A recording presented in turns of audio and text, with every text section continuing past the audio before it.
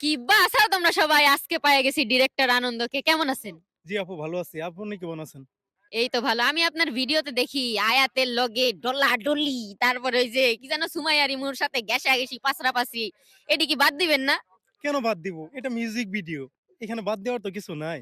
এরম ডলাডলি আর কয়দিন? এরম জাকাজাকি করলে তো বিয়ে হইব না আপনার। অবশ্যই বিয়ে হবে না কেন?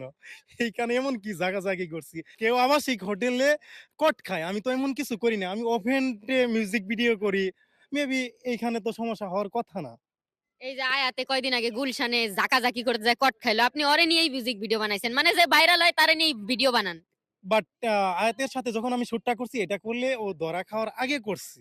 পরে কে ধরা খাবো না কি করব সেটা তো আমার বিষয় না। আমার শুটিং এর এমন কিছু না থাকলে হইছে বা শুটিং এ আইসা কট খাইলে এটা আপনি আমার উপরে ধরতে পারতেন। আচ্ছা ভাই, আমার একটা গোপন প্রশ্ন। সেটা হচ্ছে শুটিং এর ভিতরে কি একটু টিপি করেন না? নো, এমন কিছু হয় না। আমার শুটিংটা একদম ফ্রেশ। এমন নষ্টমি কোনো কিছুই হয় না।